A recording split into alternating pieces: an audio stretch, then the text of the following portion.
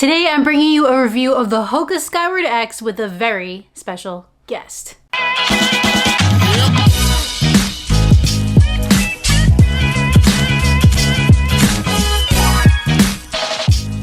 Good morning, YouTube! What's up, everybody? I hope you're safe and healthy and happy and doing okay. And yes, as you probably already well know, today I'm reviewing the Hoka Skyward X with my buddy Aubrey running. We've been sitting on this waiting for the right shoe to collaborate on, and the Hoka Skyward X is just the perfect shoe for a video like this. Emily, hold on. I was confused because Hoka's gave us this. My favorite running shoe, Hoka's Rocket X2. And then they put this on extra calories and gave us this.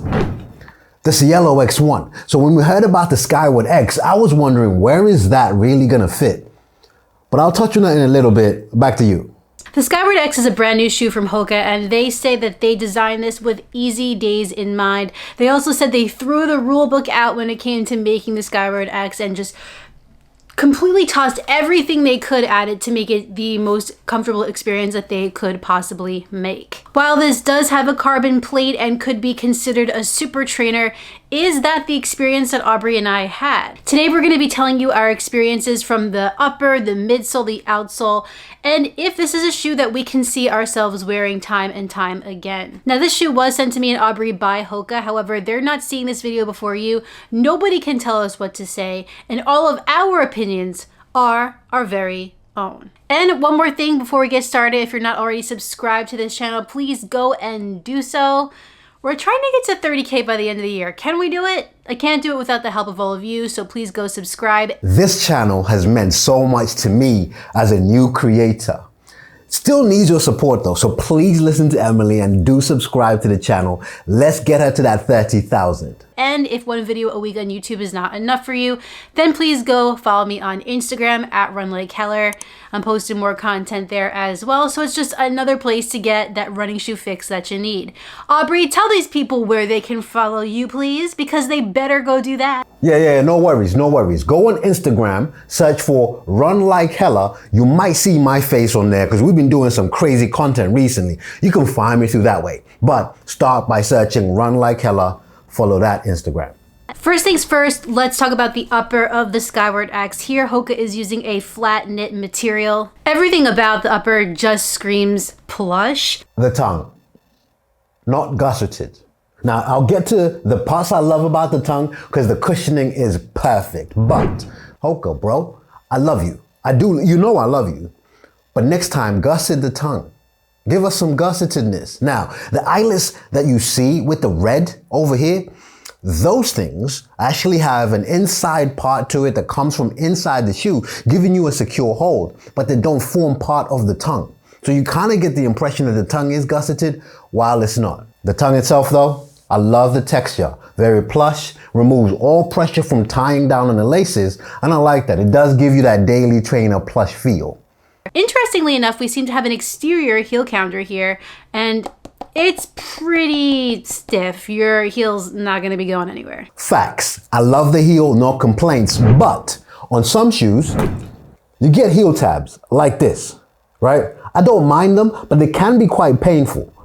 On some shoes, you get nothing. On this shoe, you get this fin. Now, for me, yes, it does provide comfort, but I love how much that helps you to actually put the shoe on as well. Just another little practical use for that heel. All right.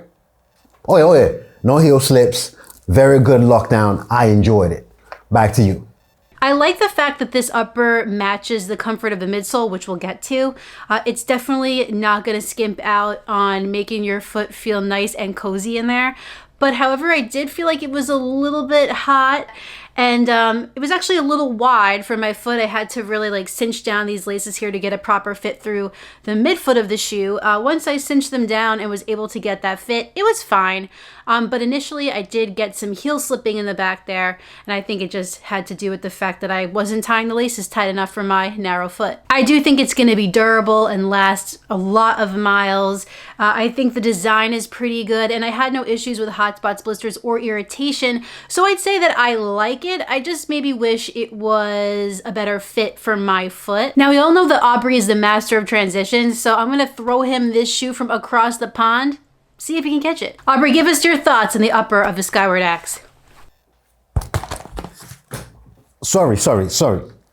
You kind of bigged me up a bit too much about that transition stuff. But yo, the upper. Now look, daily trainer plush comfort. That comes at a cost. Some people might say it might run a bit warm. But for me, it's exactly what I need. You see, I live in England, and England is Englanding. The weather is very volatile, and I want to say it was about 3 degrees the other day. So I don't mind. If you're looking for something a bit more breathable, the Cielo Road. I find this to be breathable, overly so. In fact, if you were playing hide and seek and you hid behind one of these things, they'll definitely find you because you can see right through that. That's how breathable it is. But anyway, back to you. Got it. All right, so now let's move down to the midsole, everybody's favorite part of a running shoe, including mine, and probably Aubrey's too. So we got a couple new things here. First and foremost, you have nearly 50 millimeters of cushioning under your foot. That's right. Running is hard, and that's the kind of stack height I'm into. You see, running is already hard like it is. Why give yourself some more hardships? Give us that plushiness, give us the stack height. All right, sorry. Back to you. That is a lot of foam. But it's multi-layered. So the first layer that your foot is going to sink into is a PEBA-based foam. This is what they use in their race day shoes. It's a softer, more responsive foam. And then the bottom layer is going to be the supercritical EVA foam that we're pretty familiar with Hoka. And that is going to just firm it up a little bit, make the shoe a little bit more stable. But what Hoka is most proud of in the Skyward X is the carbon plate system. A convex carbon plate bows upward in this shoe to create the same type of movement that your foot makes. You also got an active foot frame here, which helps to cradle the foot, just keep you in there like a bucket seat of a car. And of course, a meta rocker technology, which just helps to roll you forward in your stride even more. I've run predominantly easy miles in the Skyward X so far because that's what I think that this shoe does best as far as I'm concerned. There is just so much cushioning here and you really feel it. If you're looking for a shoe where you're not gonna feel the ground, you want that ultimate pillowy comfort under your foot, then this really is going to be your best option because not only does it have that soft experience, but that carbon plate really does help to create a more responsive sensation that I wouldn't necessarily say propels you, but helps to spring you forward a little bit. I've really enjoyed it for easy runs. There's no doubt in my mind that this thing could go marathon distance and well beyond. It is a tank in that regard. But what I will say is that because it is a tank in that regard, it does feel a little bit heavy under my foot and just like a big shoe. I believe for a women's size 8, the shoe comes in at 9.6 ounces and I have a women's size 10.5. I haven't weighed it myself, but I could only imagine that this probably weighs, I don't know, 15 pounds?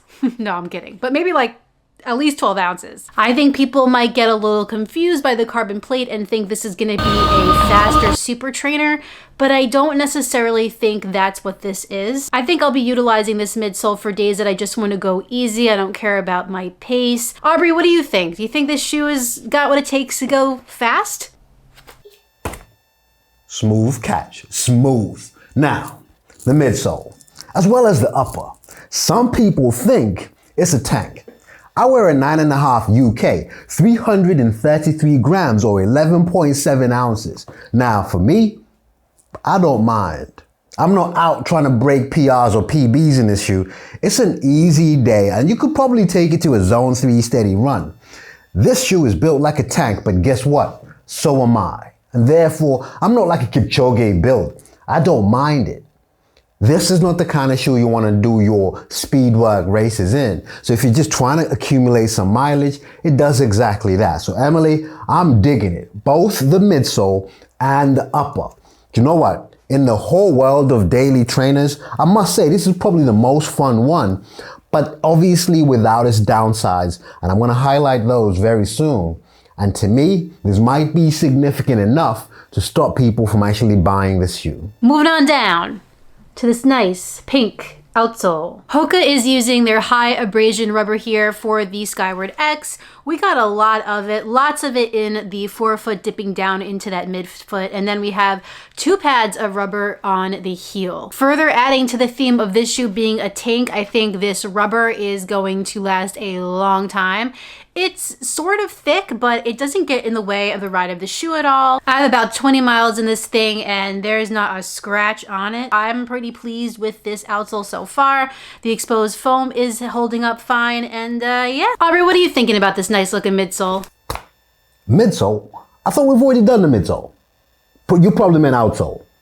Okay, fine, outsole. Look, if it's not broken, don't fix it. I'll show you what I mean. You see that? Rocket X2, Cielo X1, Road, the Mark X. Same outsole pattern. If it's not broken, Hoka didn't fix it. Keep it going.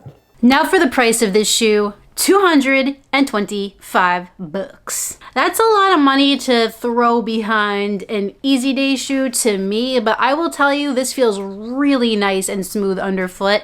So it just depends what you want to use your money for. If you'd rather that go to a super shoe of sorts like the Rocket X or, you know, another shoe in that sort of category, then maybe this wouldn't be the best investment. But if you are a person who believes in comfort, that is your number one priority, then I would say that the Skyward X is 100% worth it.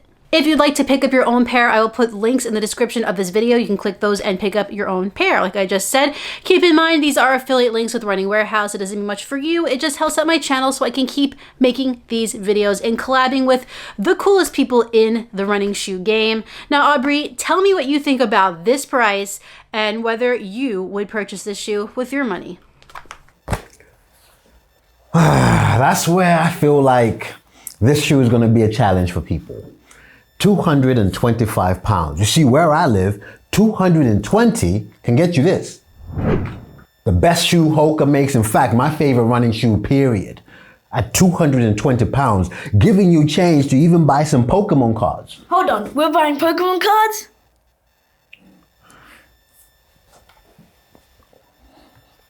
I'm just saying.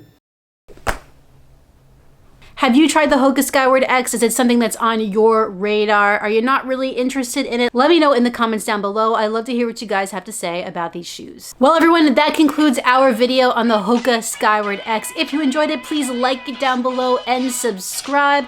And also go subscribe to Aubrey Running, his YouTube channel, and his Instagram. Go follow that, aubrey.running. Put the notifications bell on for both our channels so you can see every time we upload a brand new video. I don't know, Aubrey, though, the women's colorway is kind of looking a little bit nicer than the men's. Yeah, I was gonna say the same, and I bet you some eagle-eyed viewer is gonna go, how come the shoe keeps changing color as you guys throw it back and forth? I have to say though, I agree with you. I'll have another video for you next week, but in the meantime, get out there, get on the grind, and don't forget to run like Hiller. See you next time.